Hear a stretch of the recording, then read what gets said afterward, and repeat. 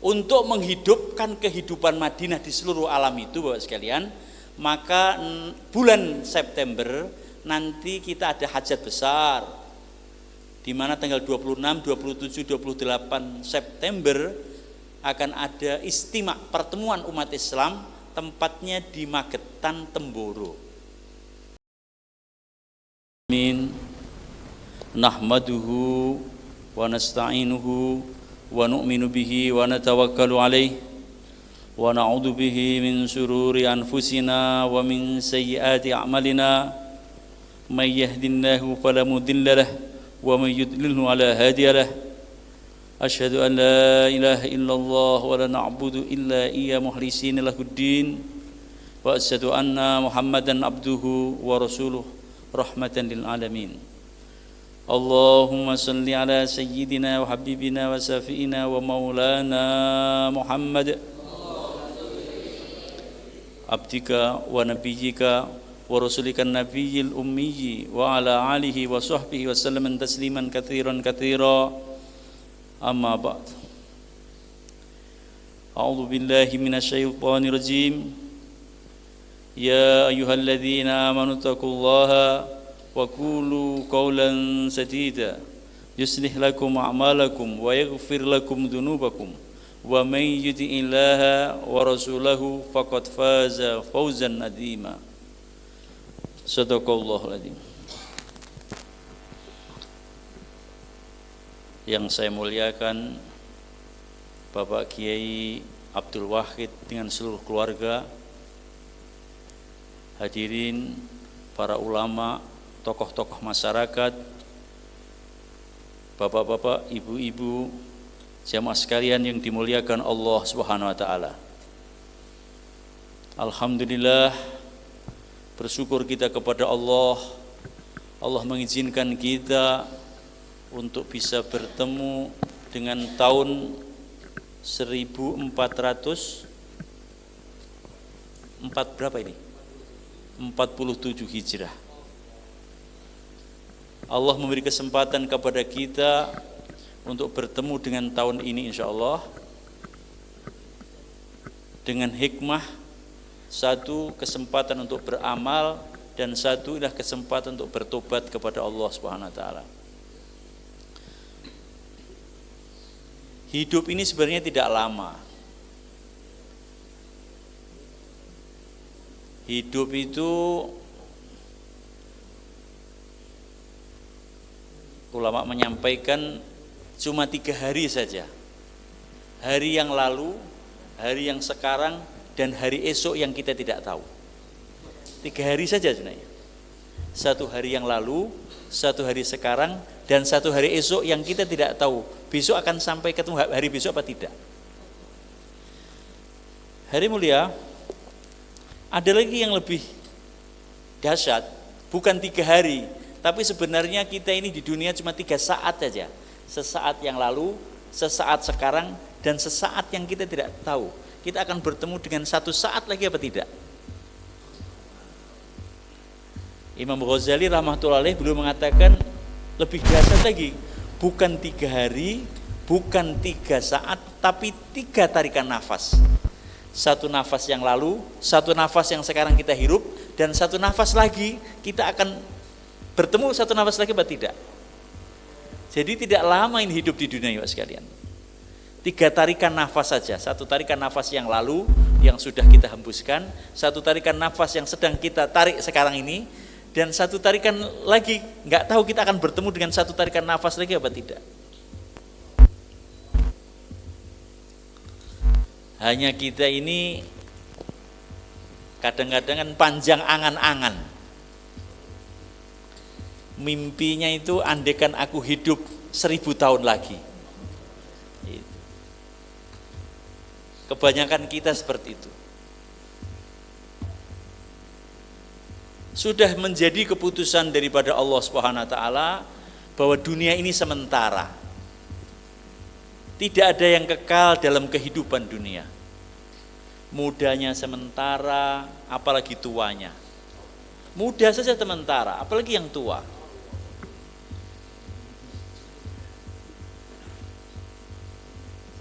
Dulu kita nih sehat, gagah, perkasa. Masya Allah, cakep, ganteng. Sekarang pakai tongkat. Dulu juara lomba maraton satu Bondowoso. Sekarang kalau jalan agak goyang-goyang ini.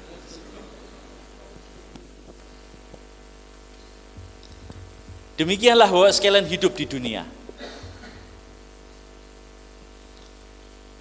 Tapi apa yang telah Allah berikan kepada kita, kita syukuri. Alhamdulillah.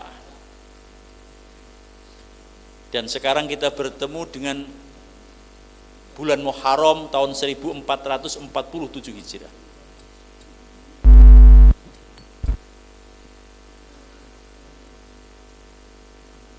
Abu Musa al-Asy'ari telah berkirim surat kepada Amirul Mukminin Umar bin Khattab radhiyallahu anhu. Dalam surat beliau tidak ada tercatat tanggal, bulan dan tahunnya. Maka beliau terkejut, ini kapan ini suratnya Abu Musa al-Asy'ari ini ditulis? Maka dari situlah beliau kemudian ada ide untuk pembuatan tahun. Bagaimana agar Islam ini biar ada keseragaman nasional gitu mungkin ya, keseragaman ketika itu, agar menetapkan tahun Islam itu kapan. Maka sahabat-sahabat senior dikumpulkan, kapan kita memulai tahun Islam? Sebagian mengusulkan kelahirannya Nabi,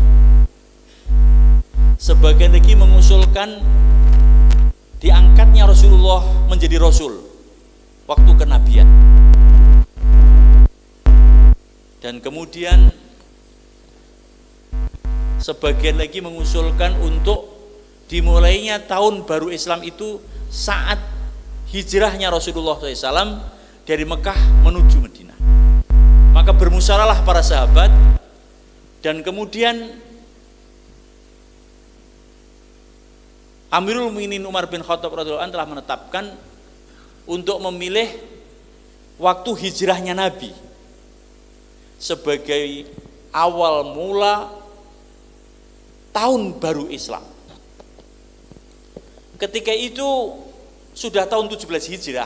Jadi peristiwa Umar bin Khattab bermusyawarah itu insya Allah pada tahun 17 Hijrah. Maka kemudian disepakati bahwa tahun baru Islam adalah waktu saat hijrahnya Rasulullah SAW. Dan bulan ini sudah dikenal dari dulu hari mulia, sejak zaman jahiliyah ini sudah dikenal itu bulan Muharram, Safar, Rabiul Awal ini sudah dikenal. Sehingga ada 4 bulan yang mulia kan, Syawal, Dzulhijjah, Dzulqa'dah. Jadi ini bulan-bulan haji, bulan-bulan mulia, kemudian bulan Muharram sudah dikenal ketika itu. Terus kapan ini dimulainya? Tahun Islam itu perhitungannya mulai kapan? Maka akhirnya dimusyawarahkan juga, maka dimulai pada 1 Muharram. Maka demikianlah tahun baru Islam kemudian ditentukan pada tahun 639 Masehi tidak salah, itu sebagai awal mula tahun baru Islam.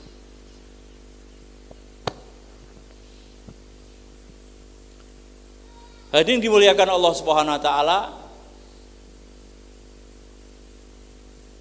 Umar bin Khattab ini memang luar biasa. Di mana Nabi pun beliau katakan, kalau ada Nabi setelah aku, Umar ini orangnya. Sehingga beliau ini diberi ilham-ilham kecerdasan yang luar biasa. Dan dipilihnya tahun baru Islam itu diawali daripada hijrahnya Nabi, itu memang dengan pemikiran, perenungan dan ilham yang luar biasa daripada Allah Subhanahu wa taala. di mana kehadiran Rasulullah di Madinah benar-benar satu awal mula terbukanya perjuangan Islam secara istimai, secara bersama-sama. Di Mekah sebenarnya sudah ada kebersamaan itu, tetapi ketika di Madinah betul-betul disempurnakan oleh Allah Subhanahu wa taala dengan datangnya orang-orang Ansor, orang-orang Madinah yang sebelumnya telah datang ke Mekah ketika musim haji dan kemudian berbaiat kepada Rasulullah SAW pada Baitul Aqobah yang pertama, kemudian mereka kembali lagi ke Madinah, balik lagi pada tahun berikutnya dan baiat kepada Nabi pada Baitul Aqobah yang kedua untuk menyatakan sanggup setia sehidup semati membantu Rasulullah SAW lahir dan batin, untuk menyerahkan dirinya, hartanya, kemuliaannya dan apa yang mereka miliki orang-orang Madinah kepada Rasulullah SAW. Sehingga pertolongan Allah telah Allah wujudkan dengan datangnya orang-orang Madinah.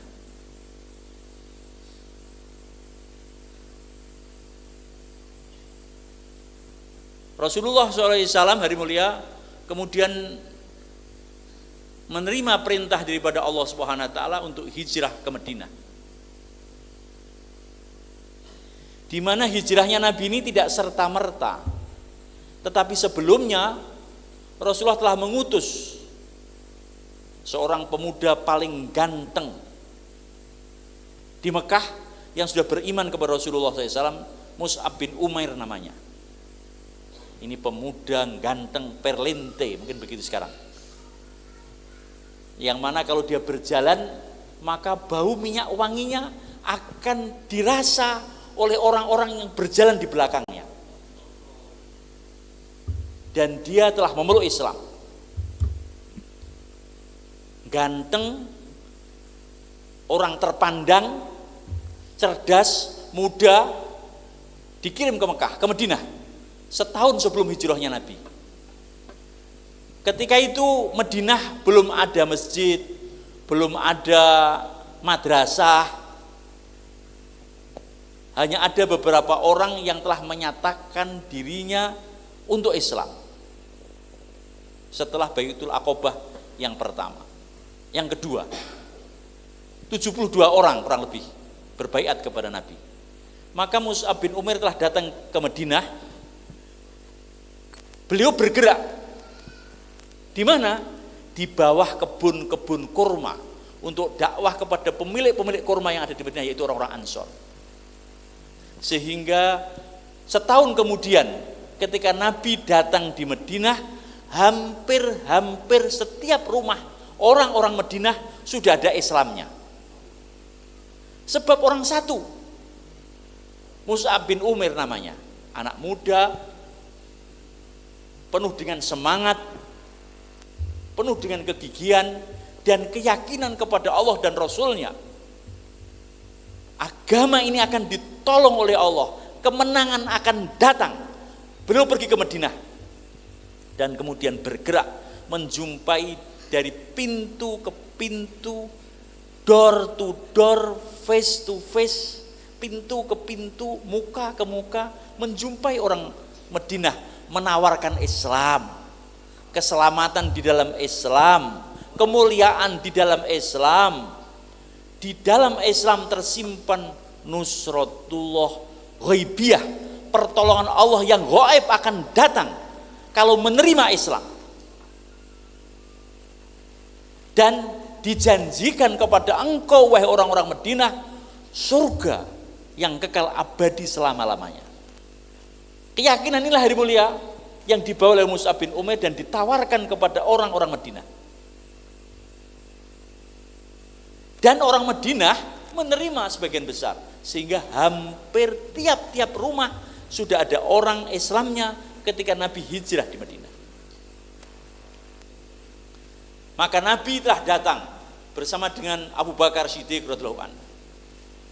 Tola al badru alaina min saniyyatil wada'i wajib syukru alaina madalillahi da'i. Telah tampak bulan purnama di Saniyatil Wada. Saniyatil Wada itu pintu gerbang masuknya kota Madinah. Siapa itu bulan purnama? Rasulullah sallallahu alaihi wasallam.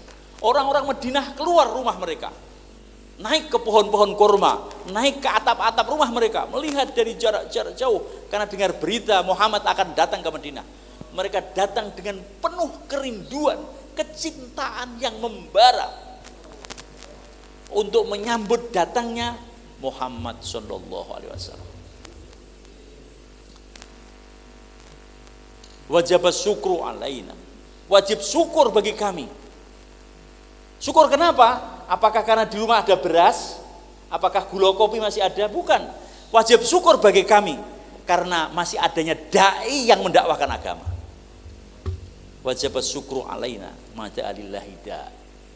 Jadi syukur kalau ada dai yang datang membawa nur hidayah, membawa nasihat, membawa harapan akan datangnya pertolongan Allah, itulah kesyukurannya. Walaupun ketika itu umat Islam tidak punya apa-apa, tidak punya kekuasaan, tidak punya harta, tidak punya tentara, tidak punya kekuatan politik, tapi ada dai yang mendakwahkan agama, maka wajib kita bersyukur. Karena di balik datangnya dai yang mendakwahkan agama, maka akan datang pertolongan Allah. Intan surullaha yansurukum. Siapa yang nolong agamanya Allah, Allah akan tolong. Walaupun pemerintahnya dipimpin oleh Fir'aun, tapi ada Musa yang berdiri mendakwahkan agama, maka tanggal 10 Muharram, sekarang ini 10 Muharram, betul? Sekarang ini 10 Muharram, Asyura hari ini Bapak, di mana berapa ribu tahun yang lalu Musa alaihissalam telah berdiri bersama dengan Bani Israel di tanggal 10 Asyura. Laut Merah telah terbelah, Bani Israel dan Musa alaihissalam telah diselamatkan, Firaun telah dihancurkan. Nabi Musa alaihissalam bersama dengan Bani Israel meninggalkan Mesir. Mereka malam hari telah meninggalkan Mesir, mau menuju kepada negeri yang dijanjikan, yaitu Kan'an, sekarang Palestina. Jadi Palestina itu memang negeri yang dijanjikan untuk Bani Israel ketika itu,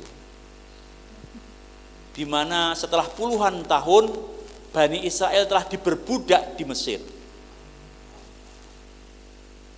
Mengapa mereka diperbudak? Karena mereka meninggalkan agama.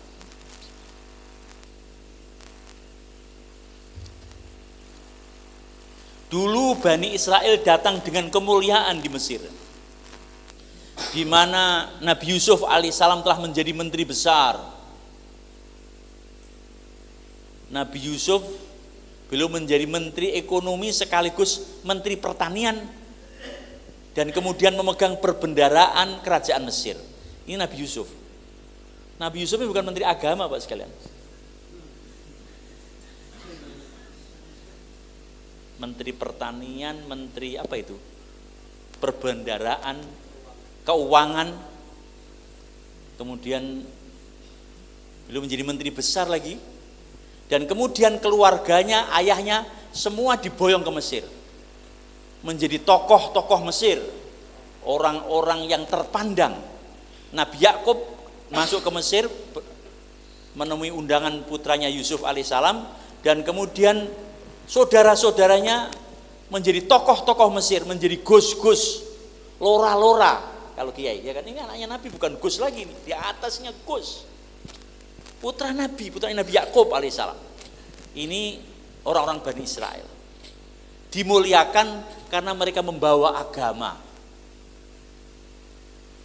membawa kekuatan spiritual yang akan memberi pencerahan kepada Mesir. Tapi waktu telah berjalan, di mana kemudian generasi berganti generasi, orang-orang Bani Israel ini yang dulu tokoh-tokoh spiritual, tokoh-tokoh rohani, datang ke Mesir menjadi tokoh tuntunan dan panutan, tapi kemudian orang Bani Israel ini sibuk dengan dunia. Di Mesir kemudian berebut harta benda yang ada di Mesir. Akhirnya orang asli Mesir tersinggung. Ini kurang ajar ini. Pendatang tapi menguasai ekonomi kita. Pendatang tapi menguasai perdagangan, perekonomian kami orang Mesir. Dia ini makan harta kekayaan kita, kata orang Mesir. Sehingga akhirnya orang-orang Bani Israel itu dulu dimuliakan semua, akhirnya sekarang dihinakan yang tidak ada harta. Ketika mereka sibuk kepada dunia, maka yang dapat dunia masih mereka hormati, tapi dihormati dengan penuh kecemburuan. Yang tidak ada dunia mereka dihinakan. Sehingga akhirnya orang-orang Bani Israel telah menjadi budak-budak di Mesir.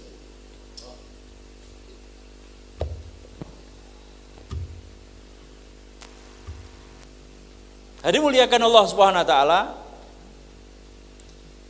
Mohon maaf, ini cerita ini bukan hanya Bani Israel saja. Ini kepada siapa saja yang dia datang, kalau membawa agama, Allah akan muliakan dia. Tapi kalau kemudian agama ditinggalkan, sibuk dengan dunia, maka nanti akan timbul iri, dengki, hasad bagi masyarakat tempatan. Saya sering keluar Jawa, ke Sumatera, Kalimantan, Sulawesi. Orang-orang Jawa transmigrasi yang ada di Sumatera, Kalimantan, kalau dia ini transmigrasi hanya sibuk dunia saja, nanam sawit atau mungkin pertanian, perdagangan, ya dihormati kalau mereka punya harta. Tapi kalau nggak punya harta, mereka mohon maaf, dilecehkan di Sumatera, Kalimantan. Dan yang punya harta, mereka dicemburui. Ini orang Jawa jajah kita, orang Sumatera jajah orang Kalimantan katanya. Tapi kalau mereka di Sumatera, di Kalimantan itu membawa agama, Allah muliakan mereka. Dulu, berapa ratus tahun yang dahulu, mohon maaf Bapak sekalian, ini cerita balik. Nusantara ini Hindu-Buddha. Para pendatang telah sampai ke Nusantara. Wali Songo itu bukan orang Jawa, bukan orang Sumatera. Wali Songo itu orang mana ya? Ibrahim As-Samarkandi itu keturunan atasnya ada dari Uzbekistan, Bukhara, dan kemudian turun ke Yunan, Cina. Sehingga di antara Wali Songo itu punya nama-nama Cina. Sampai Raden Patah itu namanya Jimbun Ningrat. Nanti Sunan Ampel punya nama apa begitu, karena punya leluhur namanya Sayyid Nasruddin. Sayyid Ajal Nasruddin itu gubernur Yunan Cina. Itu leluhurnya Wali Songo, itu gubernur Cina. Asalnya tapi tidak dari Cina, asalnya dari Uzbekistan, Bukhara sekarang.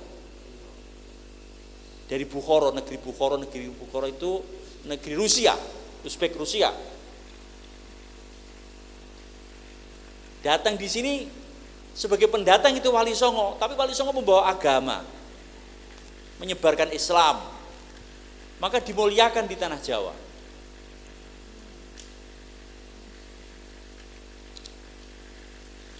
Sunan Ampel datang, kemudian dinikahkan dengan cucunya Raja Surabaya. Raja Surabaya waktu itu namanya Aryo Lembusuro. Punya cucu anaknya Bupati Tuban. Bupati Tuban namanya Aryo Tejo. Aryo Tejo punya anak perempuan, di mana Aryo Tejo ini menantunya Aryo Lembusuro, Bupati Raja Surabaya. Dinikahkan kepada Sunan Ampel. Jadi Sunan Ampel itu tinggal di Ampel Dento, Surabaya. Itu memang kakeknya sudah menjadi penguasa Surabaya, Aryo Lembusuro.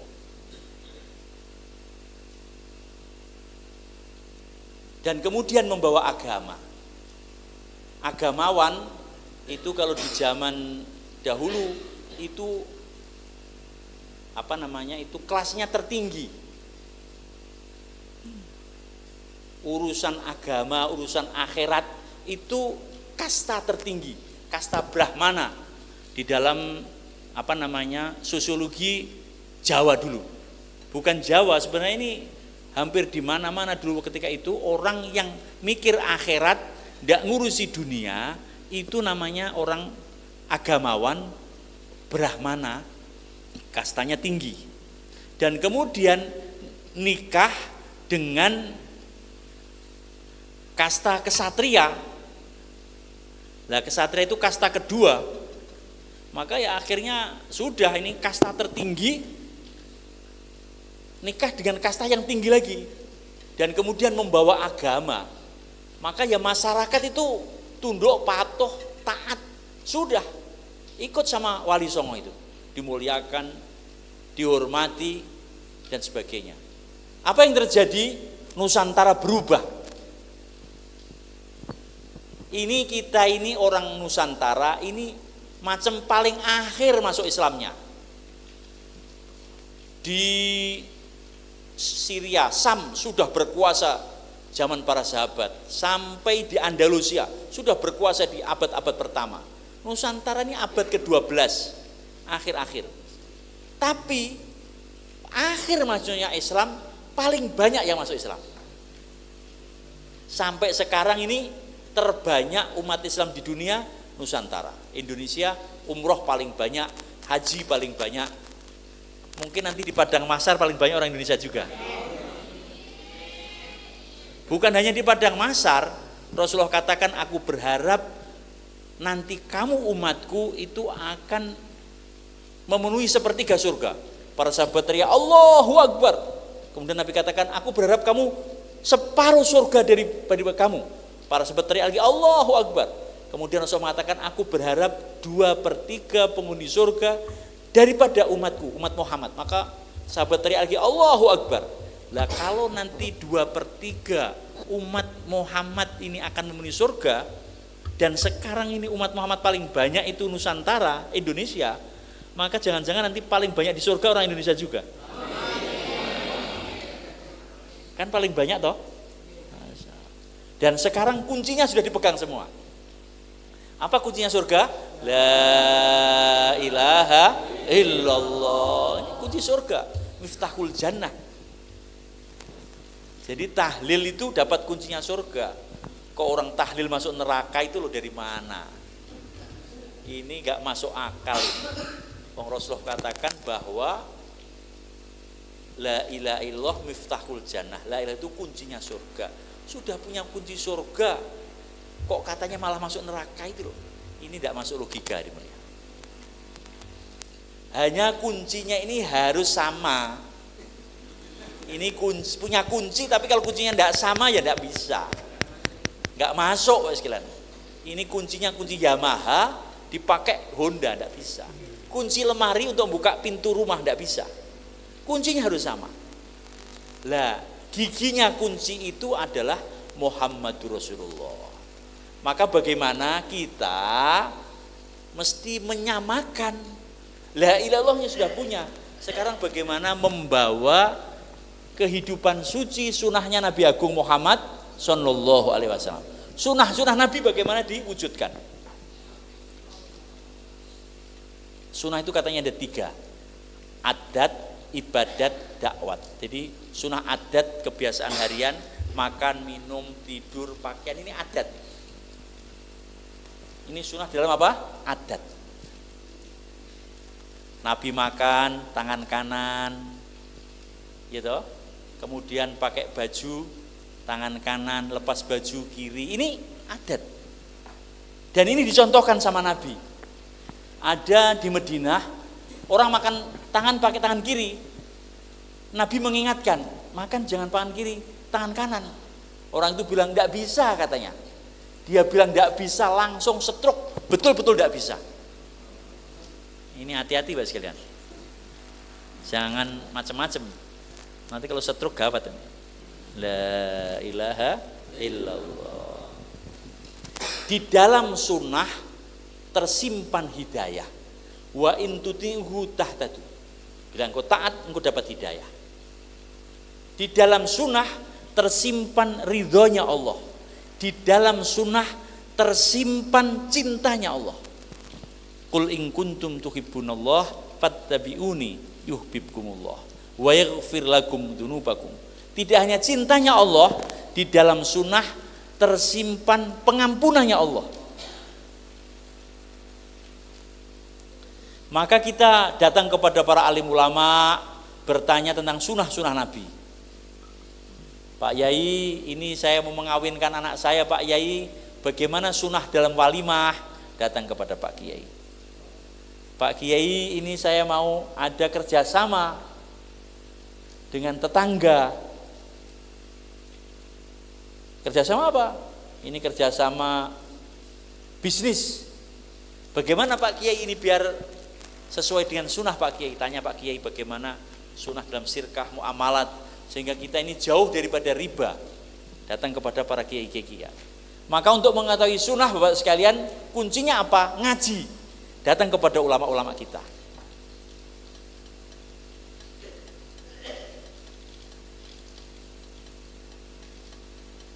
Nah, ada lagi sunnah dalam ibadat, sholat, bagaimana ikut sunnahnya Nabi, di mana Rasulullah SAW mencontohkan beliau sampai akhir hayatnya, beliau ini tidak pernah meninggalkan sholat jamaah. Hari-hari terakhir beliau mau meninggal dunia, maka beliau pun didirikan di antara shaf dan kemudian memerintahkan Abu Bakar Siddiq untuk menjadi imam. Ini Rasulullah SAW. Maka bagaimana kita juga belajar untuk menghidupkan sunnah dalam ibadat. Jamaah dijaga, wabil khusus laki-laki. Perempuan ada keringanan untuk bisa sholat di rumah masing-masing, menjaga kehormatannya dan harta suaminya. Sementara bapak-bapak, anak-anak laki-laki didorong untuk sholat jamaah di masjid. Bagaimana insya Allah? Sehingga di Madinah semua jamaah di masjid, pasar ditinggalkan. Barang dagangan bila adzan berkumandang, barang dagangan ditinggal di pasar, masjidnya penuh. Barang di pasar tidak ada hilang. Sekarang adzan berkumandang, tidak datang ke masjid, pasar masih ramai, barang di masjid hilang. La ilaha illallah. Kadang-kadang sandal hilang, ampli hilang di masjid.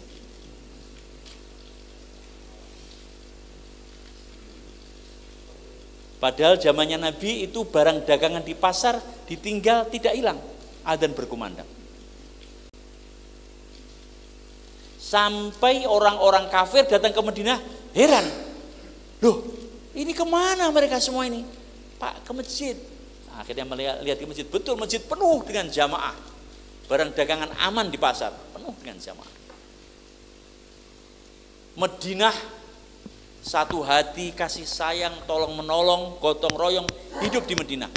Bila orang datang ke Madinah seperti datang di antara ibu dan ayahnya, karena kasih sayang ada di Madinah. Bila musafir datang ke masjid, maka mereka akan dijamu di masjid. Rasulullah akan mengatakan, siapa yang akan menjamu tamu-tamuku? Maka jamaah para sahabat akan mengatakan, kami ya Rasulullah. Maka itu musafir yang datang ke masjid, mereka dibawa di rumah-rumahnya para sahabat, dijamu di rumah-rumah mereka. Sebagian ada yang tinggal di masjid dan kemudian ada ahlu sufah yang tidak ada keluarga, mereka tinggal di masjid, ngaji bersama dengan Nabi, makan dalam jaminan Rasulullah SAW. Sehingga ahli sufah ini kemudian menjadi ulama-ulamanya para sahabat. Masjid hidup 24 jam. Sekarang pom bensin 24 jam, Indomaret 24 jam, Alfamart 24 jam. Di tempat kami Maospati ada tembel ban 24 jam. Hanya masjid ini yang nyari 24 jam jarang. Bagaimana? Kita ingin masjid kita 24 jam hidup, artinya itu enggak ditutup lah gitu. Jangan sampai masjidnya dikunci. Terus kemudian masjidnya makmur 5 waktu. Alhamdulillah kita makmur ketika Ramadan kemarin. Habis Ramadan normal kembali.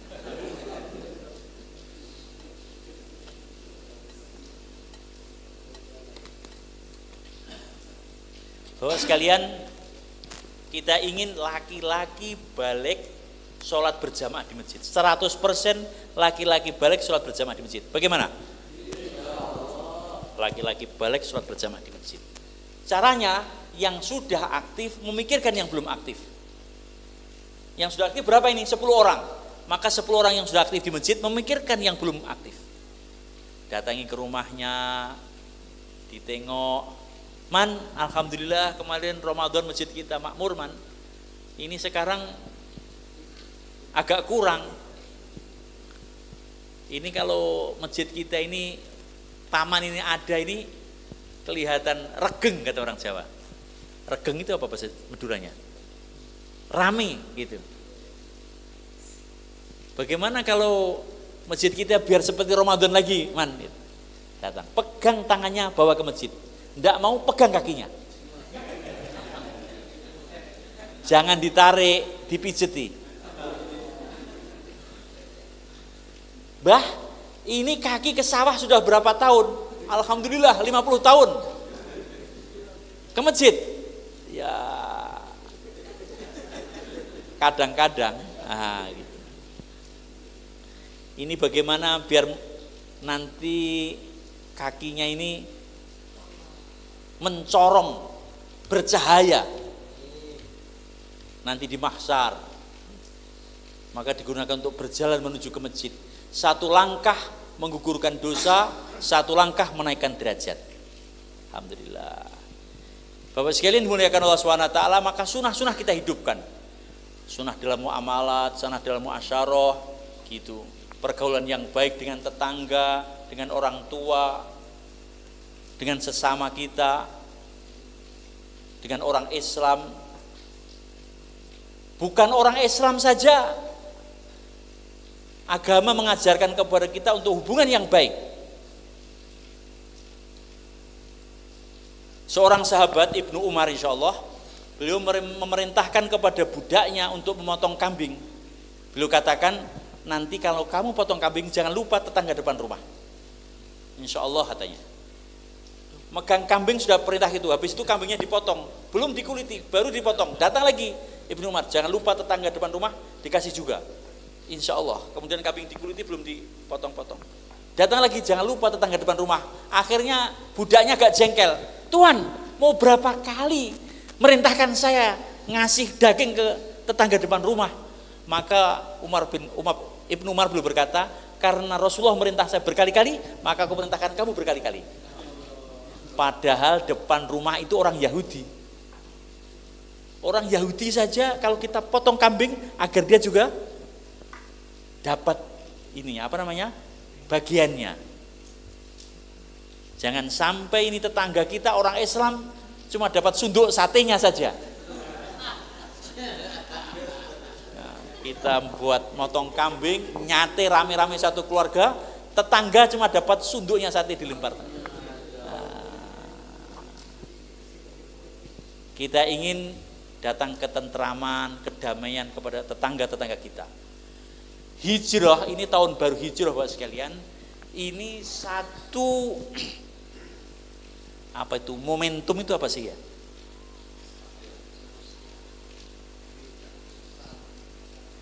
Momentum. Jadi satu peristiwa untuk membangun masyarakat Madinah. Maka dengan adanya tahun baru hijrah tahun ini, maka ini kita mengingatkan kita kembali untuk membangun kehidupan Madinah kembali. Jadi karena ini tahun baru hijrah, maka kita ingin desa apa ini? Mengok. Mengok.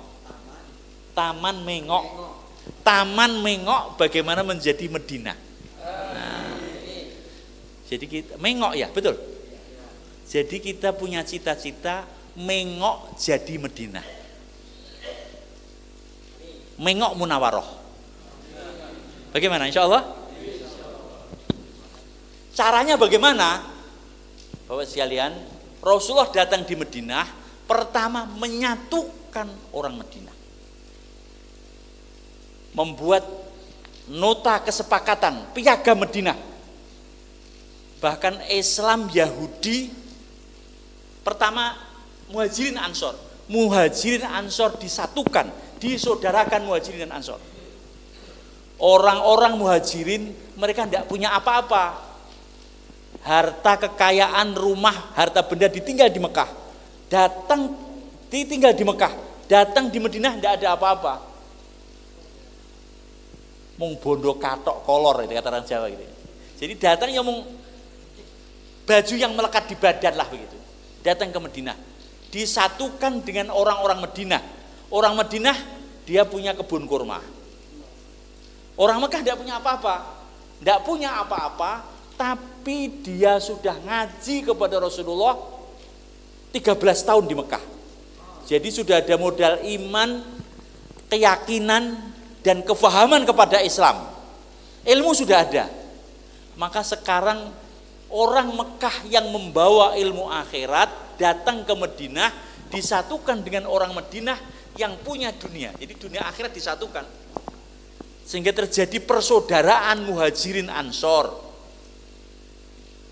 Pertama, kemudian Muhajirin Ansor, Rasulullah ngumpulkan orang Madinah lagi, orang Yahudi juga dikumpulkan itu buat piagam Madinah untuk saling tolong menolong, bela membela, menjaga kedaulatan Madinah. Apa itu kedaulatan?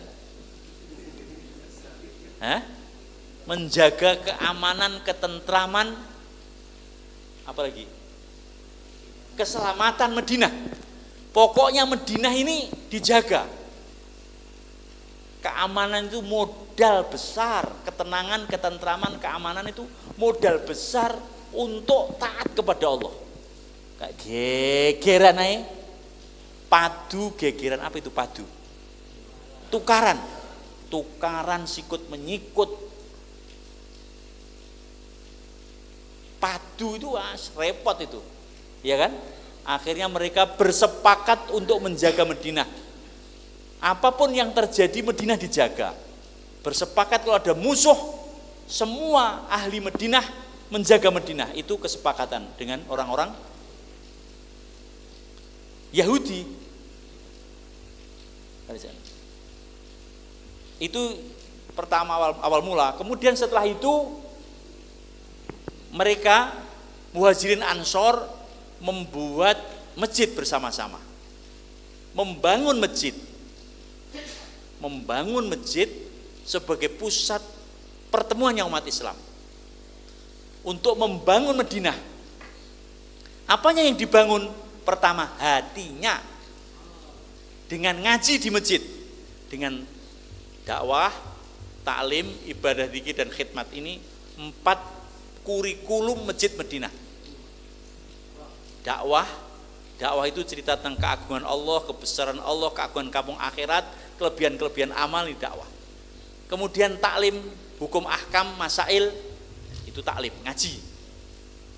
Kemudian dipraktekkan dalam ibadah keseharian. Ini amalan Madinah. Semua bersama-sama, laki-laki semua ngaji di masjid. Kemudian wanita-wanita menunggu oleh-oleh yang di masjid.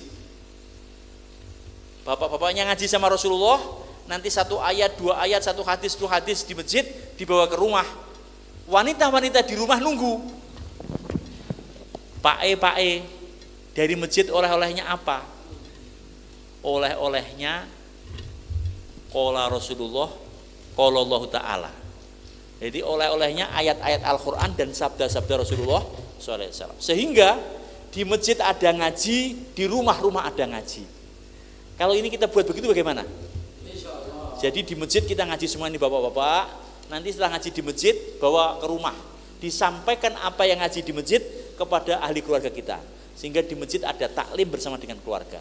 Di masjid ada taklim, di rumah ada taklim. Kiainya siapa? Pokoknya sampean semua jadi kiai. Istrinya jadi bunyai semua. Santrinya siapa? Ya anaknya itu santrinya. Anaknya sendiri-sendiri jadi santri. Nah, begitu.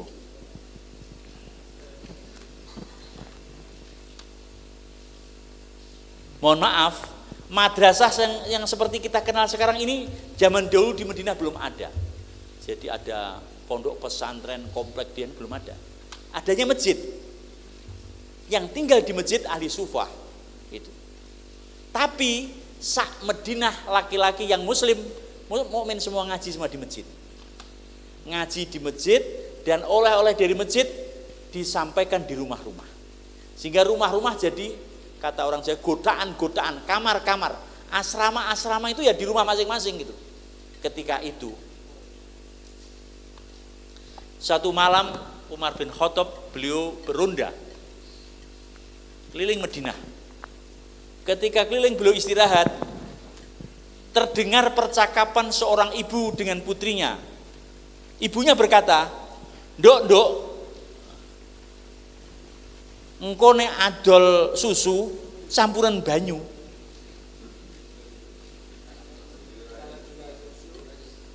Bahasa Indonesia gimana? "Wahai putriku, nanti kalau kamu jual susu dicampur dengan air." Loh, ini nanti kalau ketahuan Amirul Mukminin Umar bin Khattab tentu akan marah. Ibunya berkata, Umar kan tidak tahu.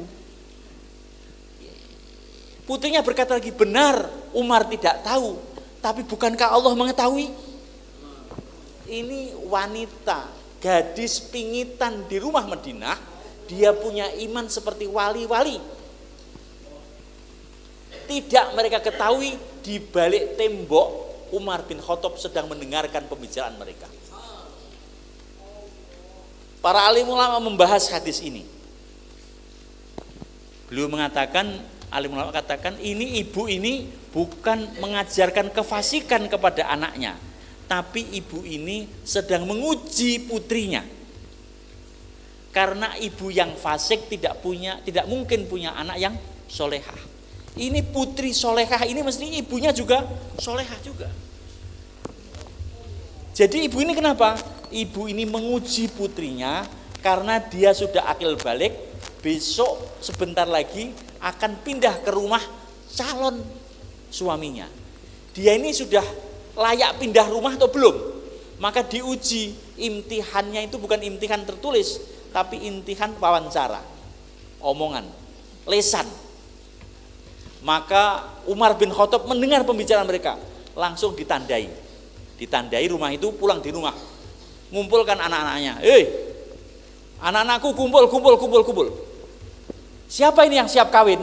Katanya. Akan aku kawinkan kamu dengan wanita terbaik yang ada di Madinah. Ketika itu yang siap waktunya dikawinkan adalah Asim bin Umar bin Khattab. Maka akhirnya besok paginya Asim dibawa ke rumahnya ibu tadi. Dia ketuk pintu, "Assalamualaikum." "Waalaikumsalam."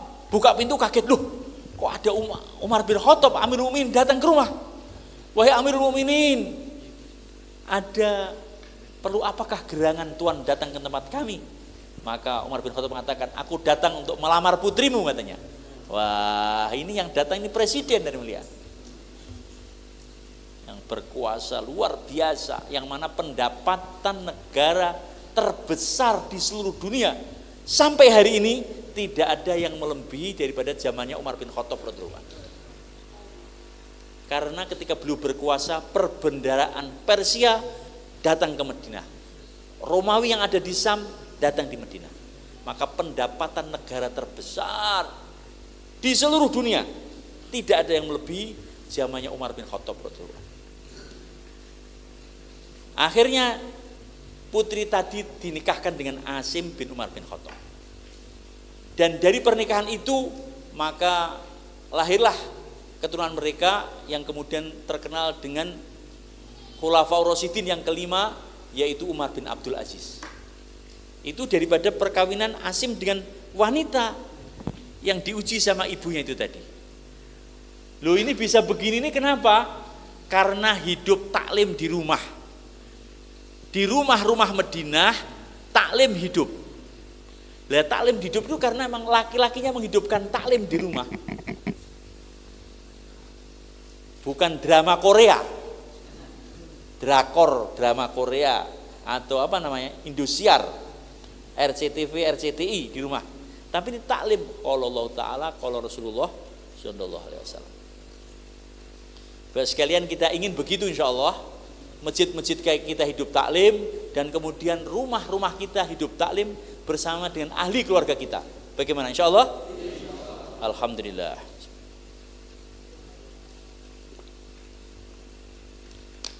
Alhamdulillah. Masya Allah.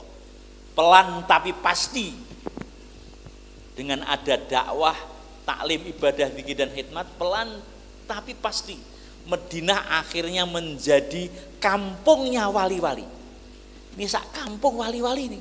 Bukan hanya wali-wali, tapi Madinah ini telah menjadi gurunya para wali.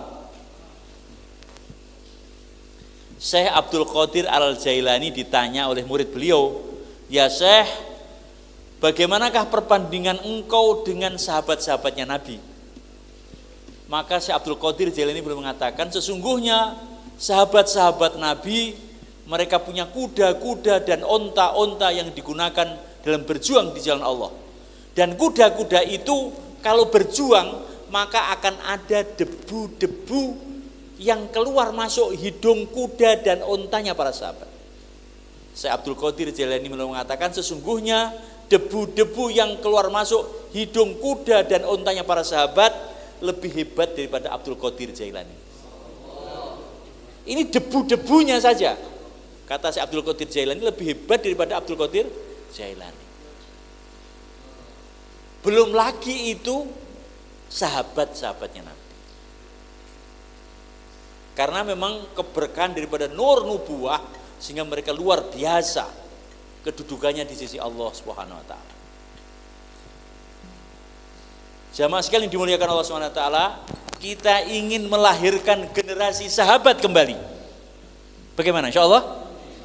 Bagaimana Umar bin Khattab lahir kembali, Fatimah, Zainab, Khadijah, Al-Kubro lahir kembali di zaman ini, walaupun namanya Parjo, Paijo, siapa lagi? Painem, Yayu, gitu. Yayu namanya, tapi jiwanya Fatimah. Endang, siapa lagi? Tuti. Tuti untune metu titik. Tuti namanya, tapi jiwanya Zainab. Yayu jiwanya Khadijah. Ini kita mau melahirkan generasi sahabat kembali. Bagaimana insyaallah? Insyaallah. Bagaimana caranya? Amalan masjid dihidupkan, amalan rumah dihidupkan. Masjid dihidupkan dengan dakwah. Dakwah itu ingat mengingatkan. At'u ilallah, mengajak kepada Allah, dakwah. Kemudian taklim, ngaji. Kunu rabbaniyina bima kuntum tu'allimunal kitaba wa bima kuntum tahrusun. Jadilah kamu insan-insan rabbani karena kamu belajar Alkitab dan mengajarkan Alkitab. Karena ngaji maka akan lahir insan-insan robbani, insan-insan yang penuh dengan ketaatan kepada Allah. Di masjid ngaji, di rumah ngaji. Yang ngaji siapa? Semua. Bapak-bapak, hansip, tukang pijet, siapa lagi? Petani, ojekan, pedagang, tukang apa lagi? Tukang bangunan, tukang ngarit, apalah begitu. Semua ngaji. Bagaimana? Semua ngaji. Setelah ngaji kepada kiai-kiai kita, ulama-ulama kita di masjid-masjid, kemudian dibawa ke rumah. Ngaji ini tidak hanya anak-anak, ngaji sampai mati. Enggak usah lama-lama, sampai mati saja. Bagaimana insya Allah? Setelah mati istirahat. Panen. Alhamdulillah.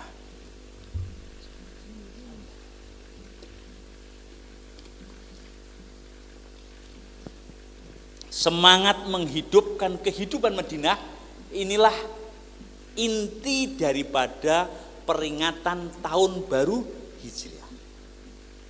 Tahun baru Hijriah itu inti peringatannya apa? Menghidupkan kehidupan Madinah kembali, melahirkan kehidupan para sahabat. Bagaimana? Insya Allah sekalian. Siapa yang tanggung jawab? Saya.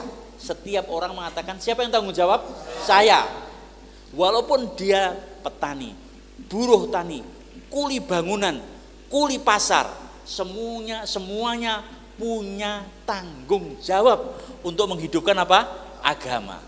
Penanggung jawab pertama dan terutama ulama-ulama kita. Yang mereka ngaji di pesantren 15 tahun, 10 tahun, 8 tahun, bertahun-tahun ngaji di pondok-pondok pesantren, maka beliau-beliau ini menjadi penanggung jawab pertama dan terutama. Akan tetapi penanggung jawab sebenarnya siapa? Semuanya. Jangan kita mengatakan ini omah sapa? Omahku. Nek gendenge bocor tak dandakne. Iki anake sapa? Anakku. Nek loro tak suntikne. Hah? Lha iki agamane sapa? Agamane Pak Yai. Lha nek mundur urusan Mbah Yai to. Ndak, ini agama juga agamaku. Kalau mundur saya tanggung jawab.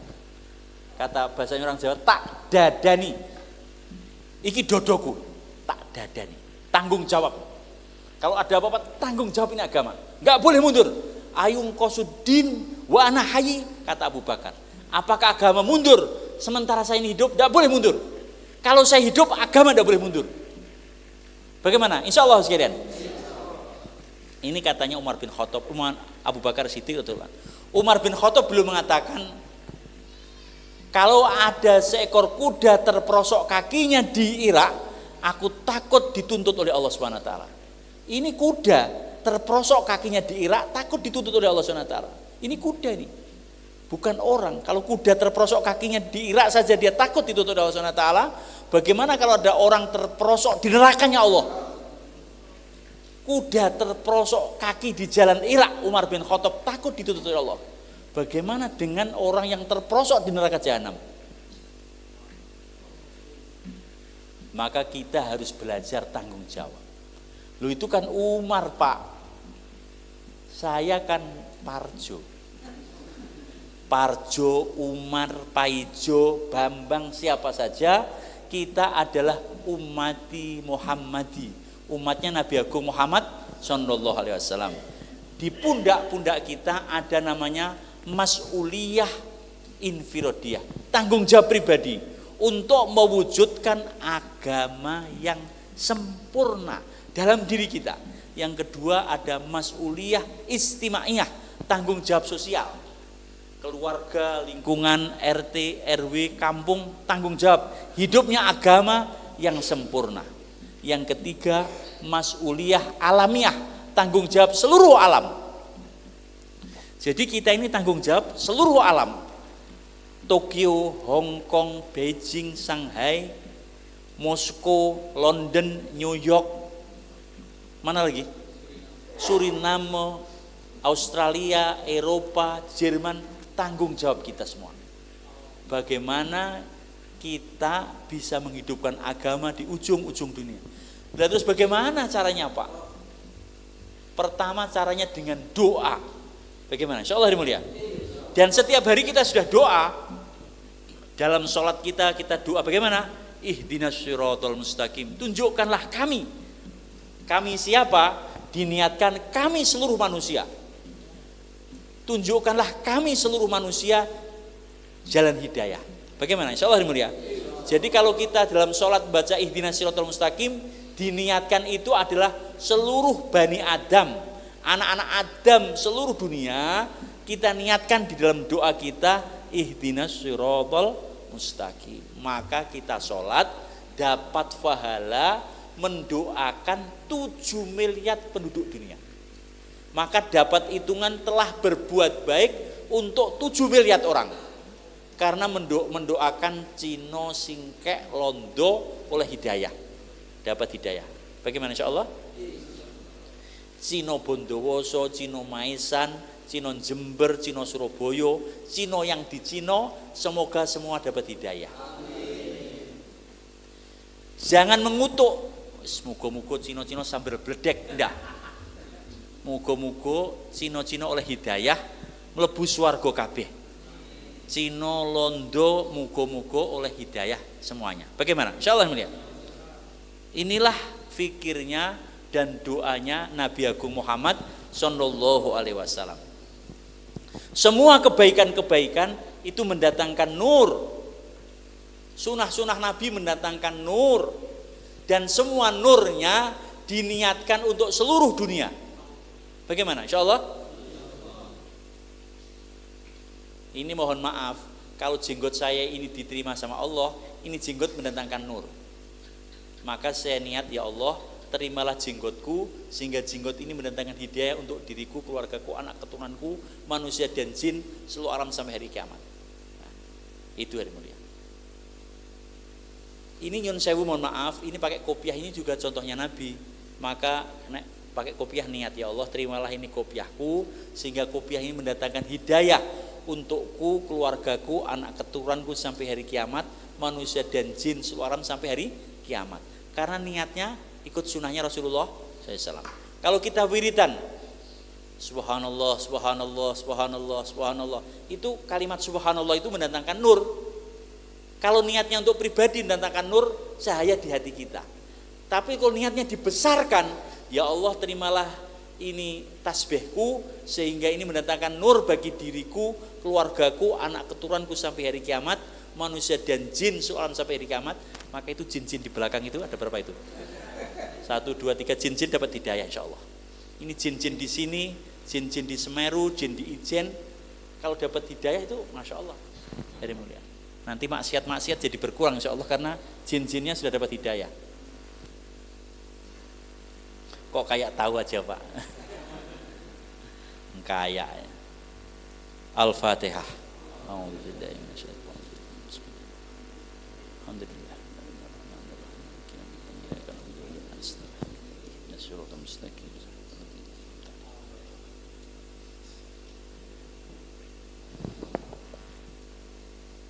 Untuk menghidupkan kehidupan Madinah di seluruh alam itu Bapak sekalian, maka bulan September nanti kita ada hajat besar, di mana tanggal 26, 27, 28 September akan ada istimak pertemuan umat Islam, tempatnya di Magetan, Temboro. Mengundang semua orang Islam datang di sana, dan dari pertemuan itu akan diberangkatkan jamaah-jamaah ke ujung-ujung dunia. Sebagaimana dahulu pada abad ke-12 jamaah-jamaah dakwah telah datang ke Nusantara. Ada rombongan dari Maghribi. Maghribi itu Maroko, datang di Nusantara. Itu di Batang, Boyolali, Parangtritis, kemudian Tanjung Pura, Kalimantan ada kuburnya Syekh Maghribi di Gresik, ada kuburnya Syekh Maghribi, banyak itu Syekh Maghribi itu kuburannya. Kurang lebih ada 300 kuburan Syekh Maghribi. Bukan satu orang kuburannya banyak, tidak. Memang banyak orang. Jadi menurut data dari Maroko, ada sekitar 300 orang Maroko hijrah dari Maroko pergi ke Nusantara untuk dakwah di Nusantara. Rombongan banyak telah datang. Ada Syekh Subakir yang kuburannya ada di Gunung Tidar, Magelang. Ada ulama namanya Maulana Samsudin Ali Zain, kuburannya di Kediri. Itu Mbah Wasil julukannya, itu datang di zamannya Raja Jayabaya.